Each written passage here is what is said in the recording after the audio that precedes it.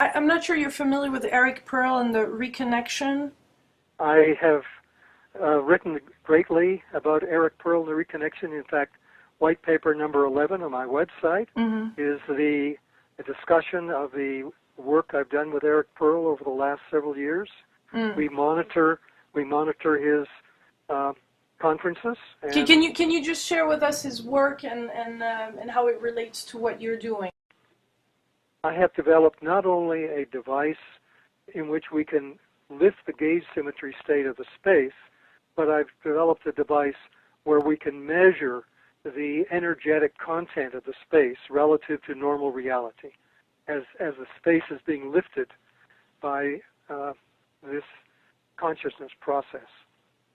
And so he heard about it, and he called me and said, could I come and monitor one of his conferences, and it was going to take place in Sedona. And it was the very early days, and I wasn't sure if it was a good idea, but I finally said, yeah, okay, we'll do that. And Sedona was just an hour and a half from where we are, where my lab is. And so we monitored that program, and first thing we found was that the space was already conditioned to a higher level of reality at least 6 hours before the training program started. No one was there, so something had already happened. And a week after the program, that had gone. It was back to normal reality. And when we measured the conditioning of the space increased slowly during the training, and the difference between the start and the peak point, and then, of course, it then decayed towards the end. The difference is a very significant energy. Now, let me give you a metaphorical way of describing it rather than a scientific term. If I asked myself the question, if I have a normal unconditioned space, how much would I have to heat it to get this kind of experimental result? And the answer is I would have to have heated more than 300 degrees centigrade. That's huge. However, the temperature in the room didn't change by more than 5 to 10 degrees centigrade. And so what that indicated to me was that it isn't an energy effect, it is an entropy effect. Now what that means is during the training program, the information is exchanged. Information is being created. And when information is created, entropy decreases. This has been known for more than 60 years. So in essence, in the process of the Eric Pearl Reconnection healing, it is that people are building infrastructure into themselves. Therefore, information is growing in the universe, which means the thermodynamic entropy is decreasing, which means that nature is restoring itself.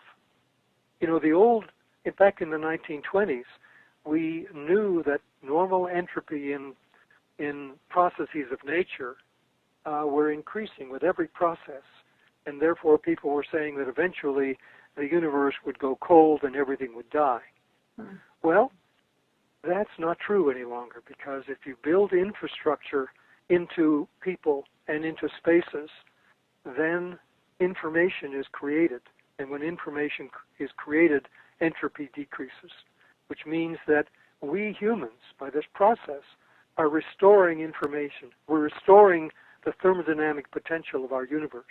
It's part of the reason, I suspect, why humans are here on this planet.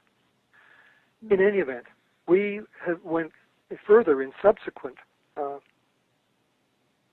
reconnection healing processes. We have measured the space, and we find whenever the audience is paying attention to what is going on in the training program on the podium, we find that the thermodynamic free energy of the space goes up in magnitude. And whenever the people are standing up and walking around and talking to each other, the thermodynamic potential goes down.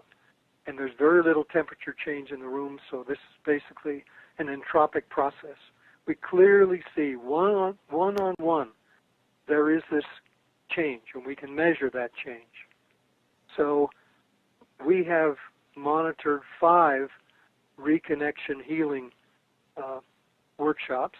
I have lectured at 3 of them, the last one in Amsterdam back in November. Mm-hmm. So in essence, there is something there, and it is quite profound, and it is effective.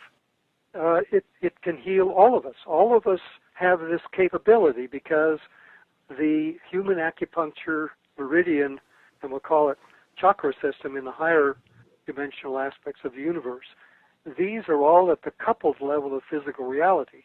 So focused, sustained human intention can allow us to do all these things. Some people are more gifted than others, so some people have to work harder to develop these capabilities. Yeah. No different than sports or music or any other human gift. As we get healing ourselves, and as we receive that healing ourselves, by the simple fact that we're healing that, does it heal something else in this? It heals the space. It heals our world. Okay, there we go. That's what I wanted to make sure I understood. So chemicals are going to become useless. Ultimately, yes. Basically, they don't become useless. We can manifest them ourselves. Basically, that the ultimate instrument is the human. Mm-hmm.